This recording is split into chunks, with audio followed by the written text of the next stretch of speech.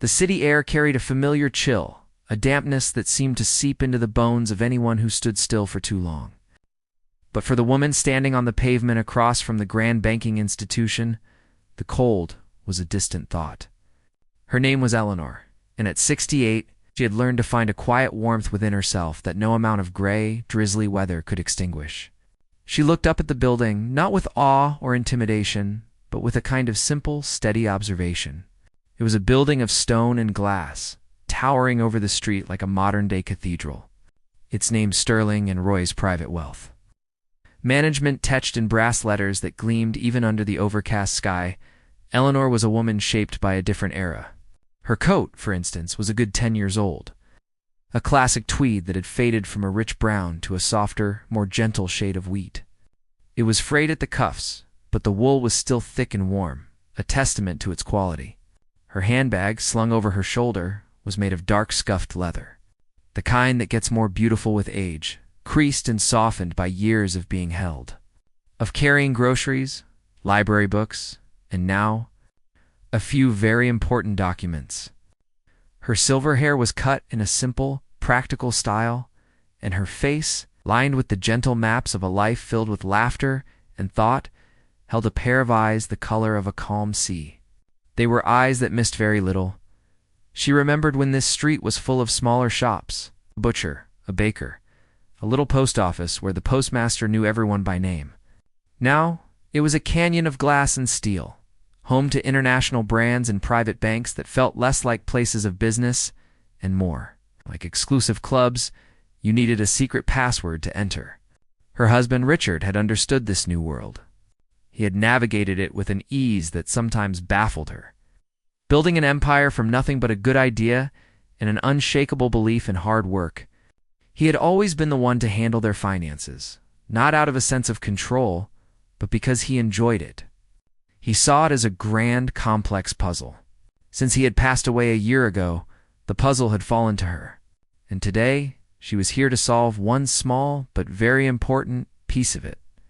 Taking a small breath, Eleanor pushed open the heavy brass door. The world outside, with its noise and its chill, was instantly shut away. She was enveloped in a silence so profound it felt like a physical presence. The air inside was cool and filtered, carrying the faint, clean scent of expensive paper and lemon polish. The floor was a vast expanse of white marble, so polished it reflected the high, arched ceiling and the glittering crystal chandeliers like a frozen lake. Every sound was muted. The soft, expensive thump of leather-soled shoes, the low, confidential murmur of voices behind polished wood desks, the almost silent hum of immense wealth at work. Eleanor felt a dozen pairs of eyes on her, a quick, flickering assessment that lasted only a second before dismissing her. She was used to it. In a world that valued the new and the shiny, she was old and matte. She didn't belong. She walked with a steady, unhurried pace, her sensible flat shoes making no sound on the marble. She passed men and women who looked like they had been cut from the pages of a magazine, their suits perfectly tailored, their hair immaculate, their faces focused on the glowing screens of their phones. They moved with a purposeful urgency, a sense that their time was incredibly valuable. Eleanor had time. She had all the time in the world. At the far end of the lobby was a long, curved desk, almost like a stage. Behind it sat two young women, their posture so perfect it looked painful. They were dressed in identical dark suits, their hair pulled back into severe, elegant buns. They typed silently on sleek keyboards, their faces expressionless. Eleanor approached the desk, feeling a bit like a schoolchild who had been called to the principal's office. She stopped a few feet away, waiting patiently.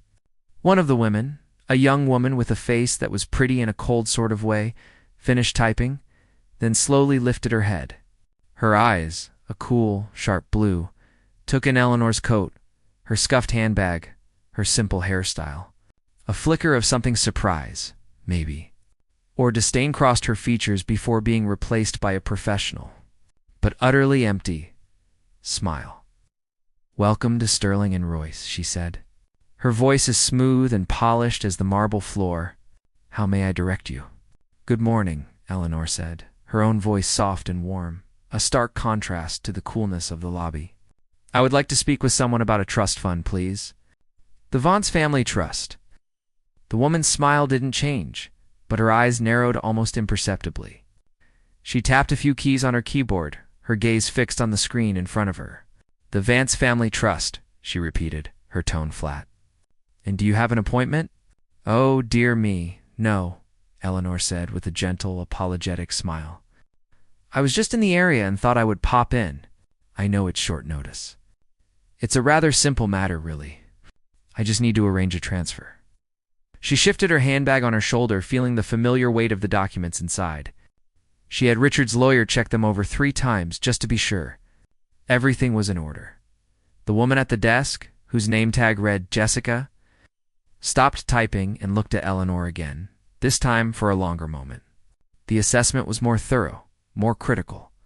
It was a look that Eleanor had seen many times before, a look that tried to measure a person's worth by the price of their coat or the designer of their handbag.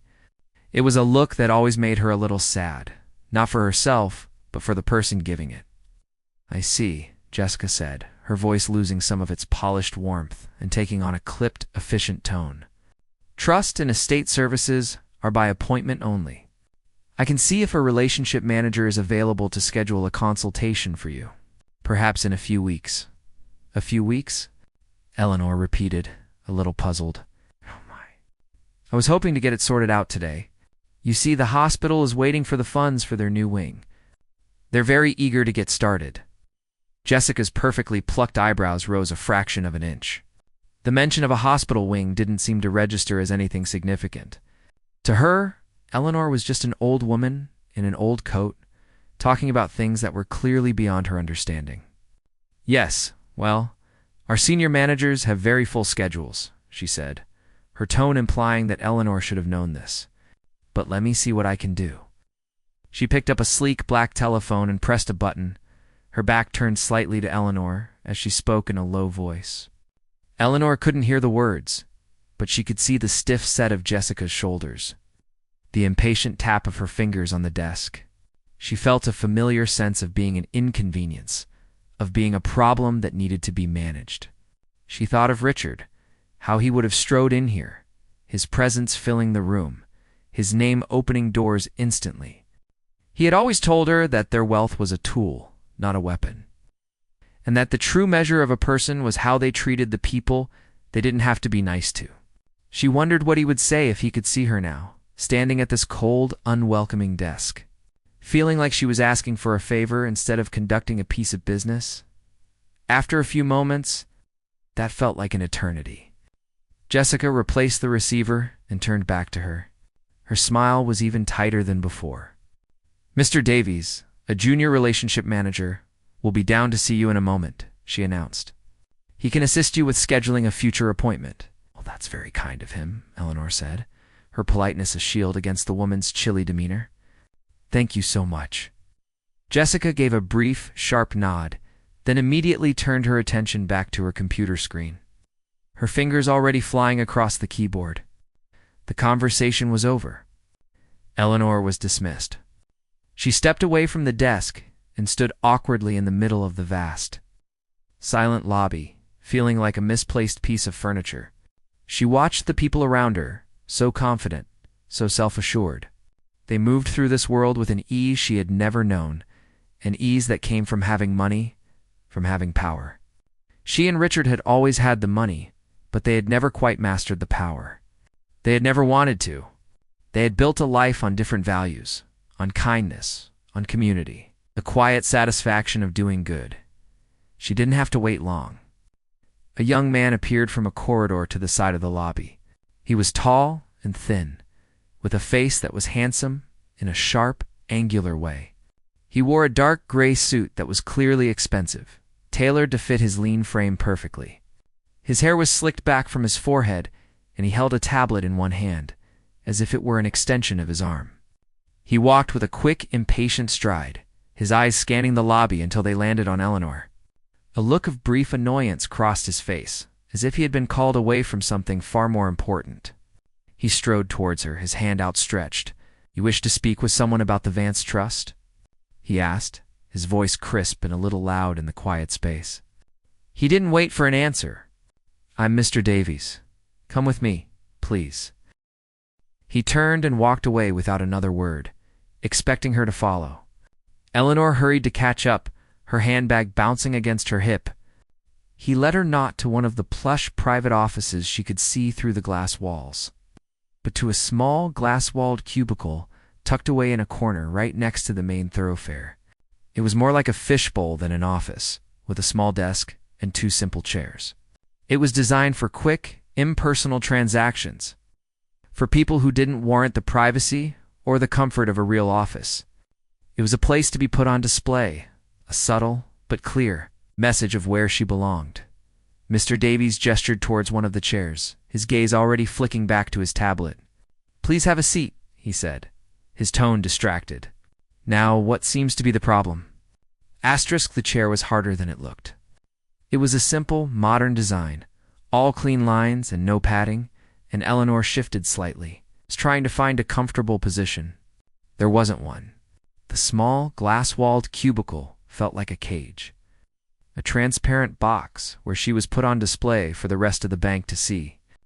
Through the clear walls, she could see the grand lobby, the marble floor, the people moving with a quiet purpose that seemed to mock her stillness. Mr. Davies sat opposite her, his posture perfect, his expression one of mild impatience. He had already placed his tablet on the desk, its dark screen reflecting the harsh overhead lights. "Now, ma'am," he began, his voice crisp and devoid of any warmth. He didn't look at her, but at his tablet, as if she were a minor distraction from a far more important digital world. "You mentioned the Vance Family Trust. That's a very significant portfolio. How can I help you today?" Eleanor placed her old leather handbag on her lap, her hands resting on its worn surface. It felt like a shield. "I'm Eleanor Vance," she said, her voice calm and clear. "My husband, Richard, and I set up the trust many years ago. I'm here to arrange a sizable donation from it to the Children's Hospital downtown. They're building a new wing." Mr. Davies finally looked up from his tablet, but his eyes didn't quite meet hers. They focused on a point just above her head. "A donation," he repeated, the word tasting foreign in his mouth. "I see. And do you have the necessary authorization for such a transaction?" "These things are, as you can imagine, quite complex," of course, Eleanor said, reaching into her handbag. She pulled out a thick manila envelope, its edges soft from years of being handled. Inside were the documents Richard's lawyer had prepared for her. She slid a paper across the smooth surface of the desk. It was a letter of authorization, signed and notarized, giving her full power of attorney over the trust's assets. Mr. Davies picked up the paper, holding it between his thumb and forefinger as if it were something slightly unpleasant. He scanned it quickly, his eyes darting back and forth. A small, almost invisible frown creased his forehead. He placed the paper back on the desk and pushed it slightly away from him. "This is a standard letter of authorization, yes," he said, his tone becoming even more condescending. "But for a transaction of the magnitude you're suggesting, we would require a more specific directive. A T3 form, signed by the primary trustee, and accompanied by a government-issued photo ID that matches the signature on our master account file." Eleanor felt a small knot of anxiety tighten in her stomach. A T3 form. I wasn't told I would need that. The lawyer said this letter would be sufficient. "The lawyer," Mr. Davies said, a faint, pitying smile playing on his lips. "Lawyers often handle the theoretical side of things. We, on the other hand, handle the practical side, the reality. And the reality is that we have very strict protocols to prevent fraud. We can't have just anyone walking in off the street claiming to be Eleanor Vance and trying to move millions of dollars. Now can we?" The implication hung in the air, heavy and insulting. He wasn't just following protocol. He was accusing her of being a potential fraudster. Eleanor felt a flush of heat rise to her cheeks. She took a slow, steadying breath, remembering Richard's advice. Never let them see you fluster, Ellie. Anger is a luxury. Calmness is a weapon. "I am Eleanor Vance," she said, her voice a little firmer now. "I have been for 48 years. The ID I have is my driver's license. The name and photograph are correct. And as you can see from this letter, I have the legal right to manage this trust." Mr. Davies leaned back in his chair, a picture of practiced patience. "Your driver's license is fine for smaller matters, ma'am. But for this? This requires a higher level of verification. It's for your own protection, really. You'd be surprised what people try to get away with." He picked up his tablet again and began to tap on the screen, his attention completely diverted. The conversation, as far as he was concerned, was over. He was just waiting for her to accept her defeat and leave. Eleanor sat there, the hum of the bank's air conditioning the only sound between them. She could see people walking past the cubicle. A woman in a smart business suit glanced in, her eyes lingering on Eleanor's simple coat before she quickly looked away, a flicker of embarrassment on her face. A young man, probably not much older than Mr. Davies, walked by and smirked, clearly enjoying the spectacle of the old lady being put in her place. The humiliation was no longer a private feeling. It was a public performance, and she was the unwilling star. She thought of Richard, of his quiet confidence. He had never been a man who raised his voice or made a scene. His power had always been in his stillness, in the unshakable certainty of his own worth. She tried to channel that now. She straightened her back, her hands gripping the strap of her handbag. "Mr. Davies," she said, her voice cutting through the quiet hum of the cubicle. "I understand that you have protocols. I respect that. But I am not just anyone walking in off the street. My family's name is on the building outside. Not literally, of course, but our business with this bank predates this very building. The trust I am talking about is one of the foundational accounts of this institution. I am not asking for a favor. I am asking you to do your job." For the first time, Mr. Davies looked directly at her. His eyes were cold, like chips of ice. The faint smile was gone, replaced by a look of open annoyance. He had been challenged, and he didn't like it. He leaned forward, placing his tablet on the desk with a soft but definite thud. "Mrs. Vance," he said, his voice dropping to a low, menacing tone, "let me be perfectly clear. My job is to protect this bank and its clients from potential risks. And right now, you are presenting as a risk. You come in here without an appointment, dressed.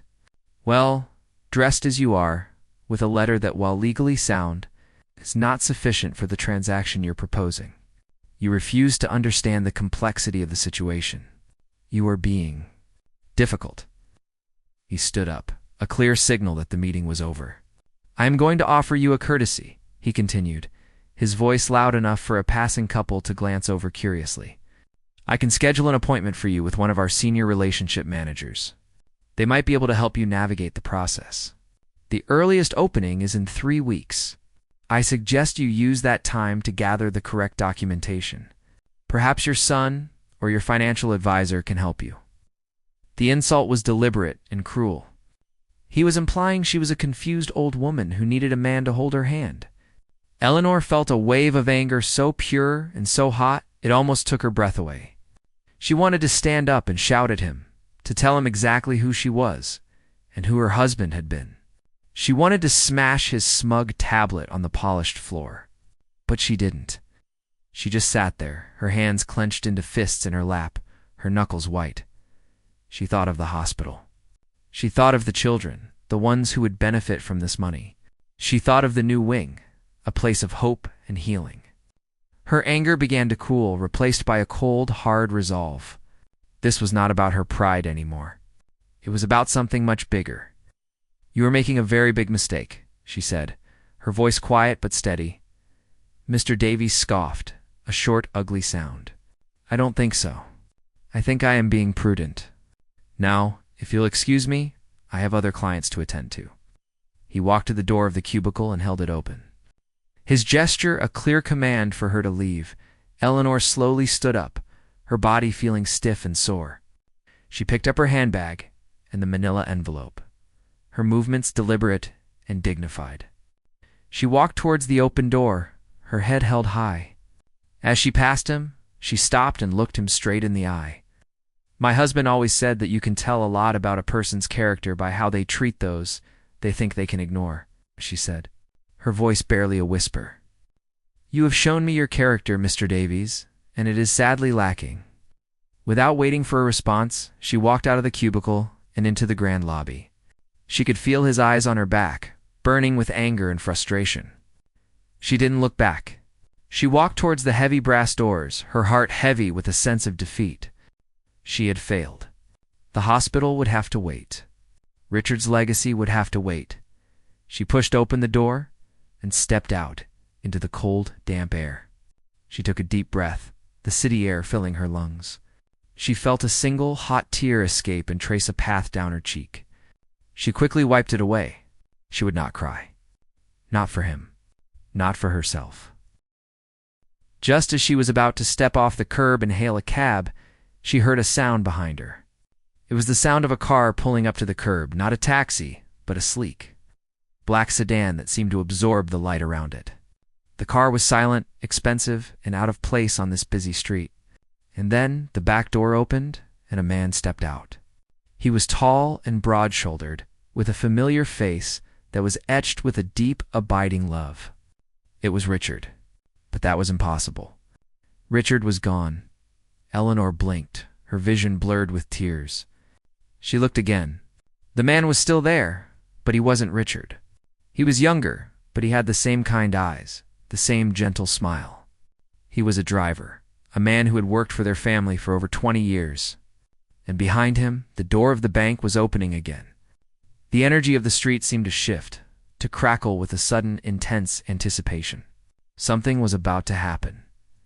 The city air felt sharp and clean after the stuffy, filtered atmosphere of the bank. Eleanor stood on the pavement, the tears now safely blinked away, replaced by a cold, clear sense of purpose. The humiliation still stung, a raw, open wound, but it was already beginning to scab over with a layer of anger. It wasn't an anger that burned hot and fast. It was a slow, steady ember of indignation. She thought of the children's hospital, of the hope this money represented, and the ember glowed a little brighter. She would not let one arrogant man in a tight suit stand in the way of that. The black sedan was still there, purring silently at the curb like a large, sleek panther. Its dark windows were mirrors, reflecting the gray sky and the hurried faces of the people walking by. It was a car that didn't belong on this busy, chaotic street, a car that created its own bubble of quiet power. The driver, a man named Thomas, who had been with their family for over 2 decades, had gotten out and was standing by the rear door. He was a man in his late 50s with a kind face and a gentle bearing that always put Eleanor at ease. He had seen her through good times and bad, through the joy of new beginnings and the sorrow of final farewells. He was more than an employee. He was family. "Mrs. Vance," he said, his voice soft with concern as he opened the car door for her. "Are you all right?" "I was watching from down the street. You seemed distressed." Eleanor offered him a small, tired smile. "I'm all right, Thomas. Just a bit of a misunderstanding with someone inside." She didn't want to go into the details. It felt too petty, too shameful to repeat. Thomas nodded, his eyes full of understanding. He knew her better than to press for details. He knew that her quiet strength often masked a deep well of feeling. "The mister is on his way," he said simply. "He had a meeting nearby that finished early. He thought he'd surprise you and meet you for lunch." Eleanor's heart gave a little skip. Richard, of course. It was just like him to know, somehow, that she would need him. They had always had that connection, an invisible thread that linked them no matter the distance. Since he had passed, she had felt that thread loosen, but she had never felt it break. Sometimes in her dreams, she could still feel the gentle tug of it. A reminder that he was never truly gone, but Thomas had said he was on his way. That meant he was still alive. This wasn't a memory or a dream. A wave of confusion washed over her. She looked at Thomas, her brow furrowed in a question. "Thomas, what do you mean?" "Richard." But before she could finish her sentence, the heavy brass doors of the bank swung open again. The energy of the street seemed to shift, to crackle with a sudden, intense anticipation. A man emerged, and the world seemed to hold its breath. It was Richard. He was older than she remembered, with a few more lines etched around his eyes and a touch of silver at his temples, but it was undeniably him. He was taller than she remembered, broader in the shoulders, and he carried himself with an aura of undeniable authority that seemed to bend the very air around him.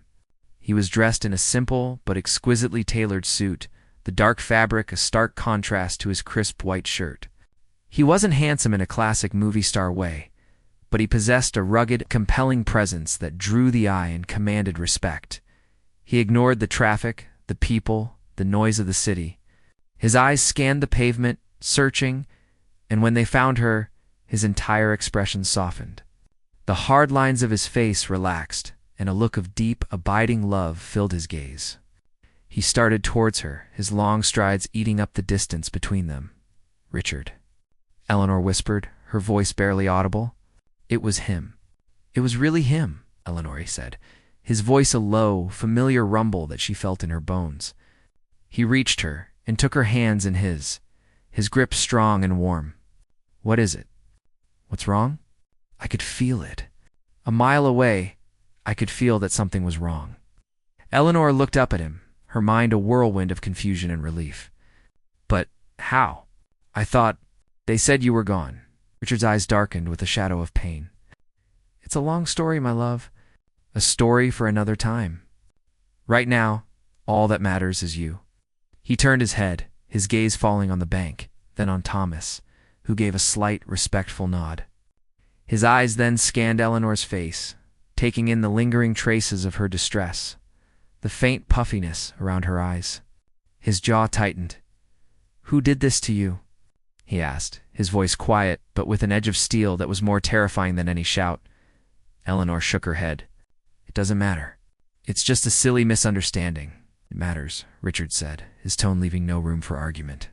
He gently squeezed her hands, then let them go. "Wait here with Thomas." He turned and walked back towards the bank, his movements fluid and purposeful. He didn't push the door open. He placed a hand on it, and it seemed to swing open on its own, as if acknowledging his presence. The moment he stepped inside, the atmosphere of the lobby changed. The hushed silence became a charged electric quiet. The staff who had been so dismissive of Eleanor just moments ago now snapped to attention, their faces a mixture of shock and awe. They recognized him. Of course they did. He was Richard Vance. His name was a legend in the world of finance, a whisper of power that echoed through the corridors of banks like this one all over the world. Mr. Davies, who had been smirking as he watched Eleanor leave from his glass-walled office, now stood frozen, his face a mask of pure, unadulterated terror. He saw Richard Vance walk into the lobby, and he knew, with a certainty that chilled him to the bone, that his career was over. Richard didn't even glance at the reception desk or the other staff. His eyes were fixed on the glass cubicle in the corner. He walked towards it, his steps echoing in the sudden silence of the lobby. He pushed open the door of the cubicle and stepped inside. His large frame filling the small space, Mr. Davies stammered, his face ashen. "Mr. Vance, I didn't." Richard held up a hand, a simple gesture that commanded silence. He looked around the small glass-walled office, a look of contempt on his face. Then he turned his attention back to the terrified junior manager. "You," Richard said, his voice low and dangerously quiet. "You are the one who refused to serve my wife." Mr. Davies could only nod, his mouth opening and closing like a fish out of water. There was a protocol. A security issue." Richard took a step closer, his presence overwhelming. "You looked at this woman," he said, his voice dropping to a near whisper. "A woman who has more grace, more character, and more humanity in her little finger than you will ever have in your entire body, and you judged her. You judged her by her clothes, by her handbag, by her gentle demeanor. You humiliated her. You made her feel small, and you did it in my bank, a bank that my family's trust helped build." He pulled out his phone, his movements calm and deliberate. He didn't look at Mr. Davies again. His attention was on the screen of his phone as he scrolled through his contacts. He found the number he was looking for and pressed the screen, putting the phone to his ear. The lobby was silent. Everyone was watching, their eyes glued to the drama unfolding in the glass cubicle. They could see Richard's calm, focused expression, and they could see Mr. Davies, pale and trembling, on the verge of collapse. The call was answered on the first ring. "It's Richard Vance," Richard said, his voice cold and clear. "I'm in your flagship branch. We have a serious problem." He paused, listening to the voice on the other end. "No, it's not a financial problem. It's a cultural one. It stems from a junior manager who believes it's his job to judge a person's worth by their clothes, not their character. His name is Mr. Davies." Another pause. Richard's eyes flickered towards the main staircase, where a man in a slightly more expensive suit was now hurrying down, his face a mask of panic. "The regional manager." "Yes, he's still here," Richard said into the phone. "I want him gone. I want him escorted out of this building right now. I want his employment terminated, effective immediately. And I want you to personally apologize to my wife." He listened for a moment longer, then ended the call without another word. He slipped the phone back into his pocket and looked at Mr. Davies, who was now visibly shaking. "You're fired," Richard said, his voice flat and devoid of any emotion. "Get out!" The regional manager had reached the cubicle, his face pale and slick with sweat. "Mr. Vance," he began, his voice trembling, "I am so sorry. I had no idea." Richard ignored him, his gaze still fixed on Mr. Davies. Two security guards appeared, their faces grim. They took Mr. Davies by the arms, and he offered no resistance. He was a broken man, his ambition and arrogance shattered into a million pieces. As they led him away, a pasty-faced, hollowed-out shell of the man who had been so full of himself just minutes before. The lobby remained silent. Richard finally turned to the regional manager. "My wife is waiting outside," he said, his voice still cold. "You will go to her. You will apologize. You will then take her to the best boardroom in this building. You will serve her the finest tea you have, and you will wait with her until I return. Do you understand?" The regional manager nodded frantically, his head bobbing up and down like a toy. "Yes, Mr. Vance. Of course, Mr. Vance. Right away." Richard watched him scurry away, then turned and walked out of the cubicle. He walked through the silent lobby, the staff parting before him like the Red Sea. He pushed open the heavy brass doors and stepped back out into the cold, bright light of the city. He saw Eleanor standing by the car, her face turned towards him, a look of quiet relief on her face. He walked towards her, the anger in his heart already beginning to fade, replaced by a fierce, protective love. He had come to surprise her for lunch, but he had ended up saving her from a dragon, and he would burn down the entire kingdom to make sure she never had to face one alone again. Asterisk, the cold air felt good on Eleanor's face, a sharp contrast to the stuffy, heated humiliation of the bank. She stood by the sleek black car, her hand resting on the cool metal, watching the doors. She felt a strange mix of emotions. There was relief, of course, a profound sense of being rescued. But there was also a flicker of unease.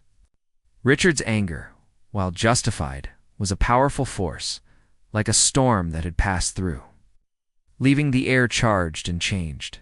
When he emerged, the storm seemed to have passed. His face was calm, his expression unreadable, but his eyes found hers instantly. And in them, she saw not the cold fury of a few moments ago, but a deep, unwavering concern. He walked towards her, his long strides eating up the pavement, and the world seemed to shrink until it was just the two of them. He didn't say a word at first. He simply reached out and took her hand, his grip firm and warm, a silent promise that she was safe now. He looked her over, his gaze gentle, as if checking for any invisible wounds. "Are you all right?" he asked, his voice low and quiet. Eleanor nodded, squeezing his hand. "I am now," she said softly. That was quite a display. Richard's jaw tightened for a moment. He had no right to speak to you that way. No one does. Ow. Before Eleanor could respond, the bank doors opened again. The regional manager, a man she now knew, was named Mr. Harrison, practically scurried out. His face was pale, his suit suddenly looking a size too big for him. He moved with a frantic, nervous energy, his eyes fixed on the ground in front of him as if afraid to make eye contact. He stopped a few feet away from them, bowing his head slightly. "Mrs. Vance," he began, his voice trembling. "Mr. Vance, I am so profoundly sorry. I cannot apologize enough for the reprehensible behavior of our staff. It is inexcusable. It is a complete failure of our training and our culture, and I take full responsibility." Eleanor looked at the man, seeing not a powerful bank manager, but a frightened individual. She felt no sense of triumph, only a quiet sadness that it had come to this. She let go of Richard's hand and took a small step forward. "Mr. Harrison," she said, her voice calm and clear, "your apology is accepted. But the issue isn't just about one person's behavior. It's about a way of thinking. It's about judging people by what they look like, not by who they are. My husband and I have always believed that true character is something you can't see in a suit or a handbag." Mr. Harrison nodded vigorously, his head still bowed. "You are absolutely right, Mrs. Vance. Absolutely right. We will be instituting a complete review of our policies and a company-wide training program focused on respect and humility. I give you my word." Richard stepped forward, his presence a silent, commanding force. "Your word means very little to me right now," he said, his voice cold. "Actions are what matter. You will start by taking my wife inside. You will not take her to a cubicle.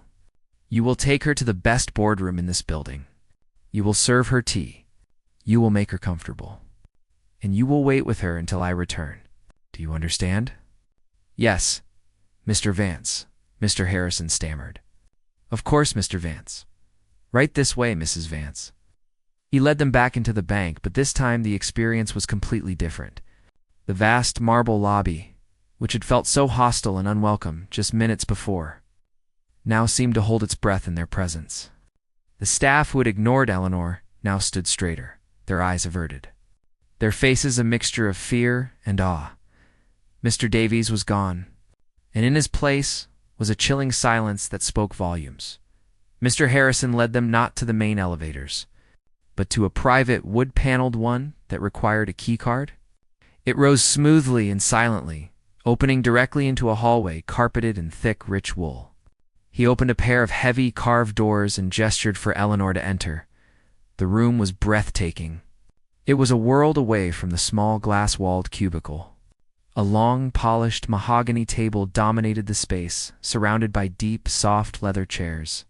One entire wall was made of floor-to-ceiling windows, offering a panoramic view of the city sprawling out below them.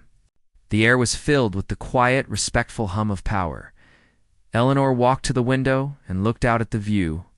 The city's tiny cars and buildings a stark contrast to the immense quiet power of the room she was in. It was a world Richard inhabited with ease, a world she had always viewed from a distance.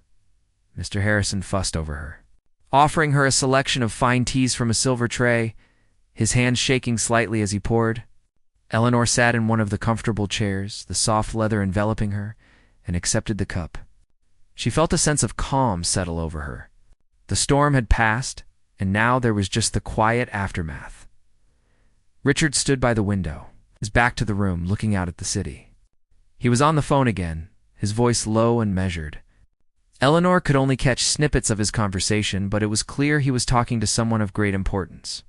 He was not just a man who was angry. He was a man who was taking action, ensuring that what happened to her would never happen to anyone else again. After a few minutes, he ended the call and turned to face her. "The CEO will be here in 10 minutes, he said, his voice flat. "He will personally handle the transaction for the hospital." Eleanor looked at him, her heart swelling with a mixture of love and admiration. "Richard, you don't have to do all this. I could have just come back another day."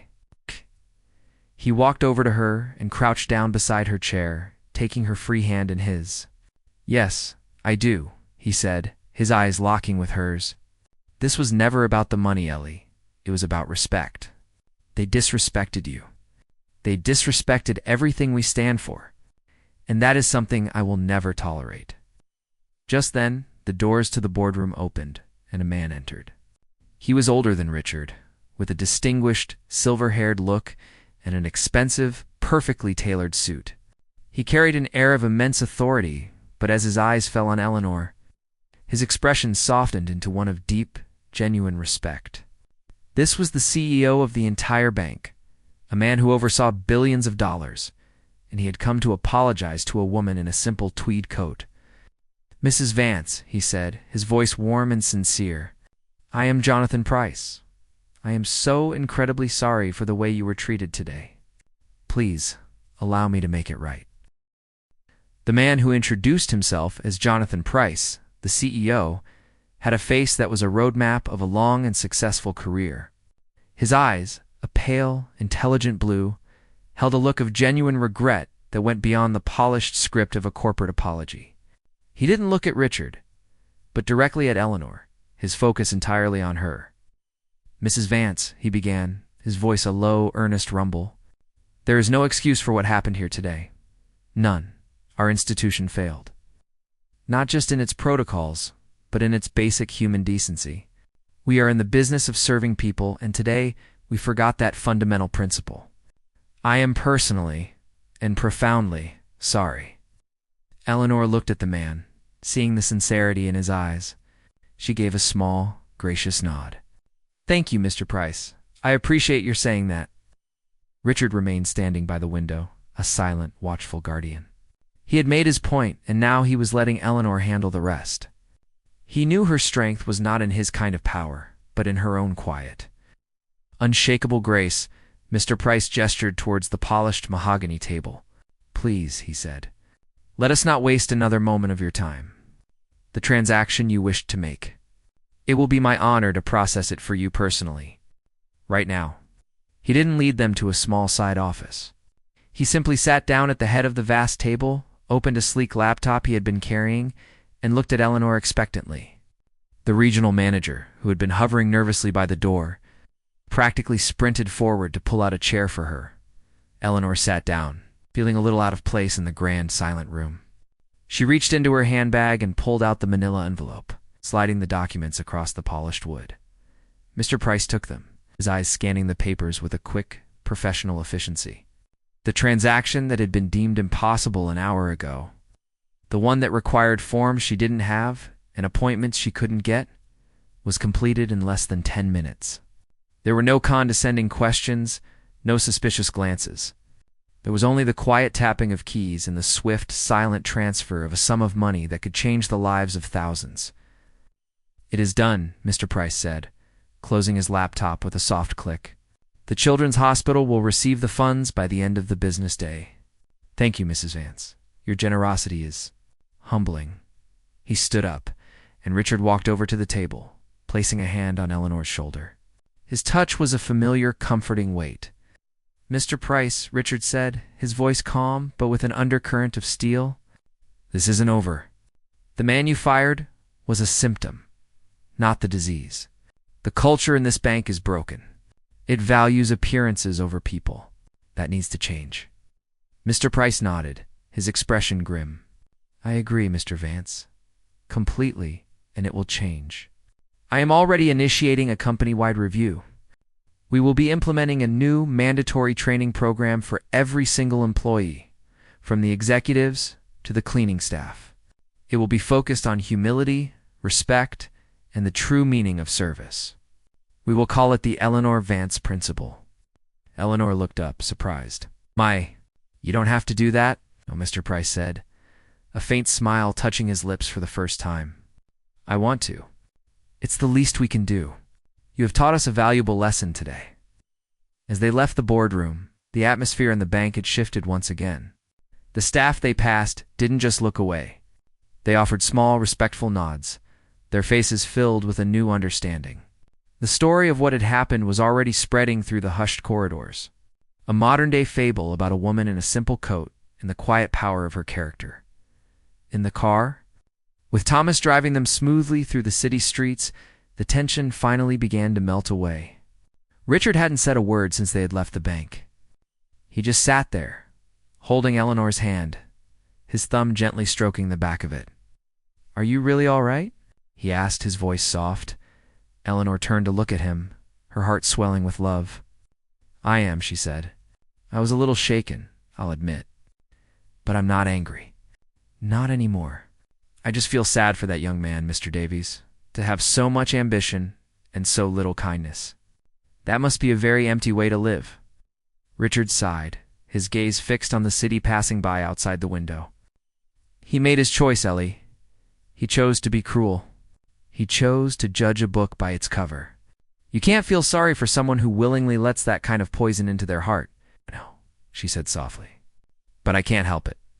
I just keep thinking about all the good he could have done in the world, if only he had learned to see people instead of price tags." Richard squeezed her hand. "That's why I love you," he said.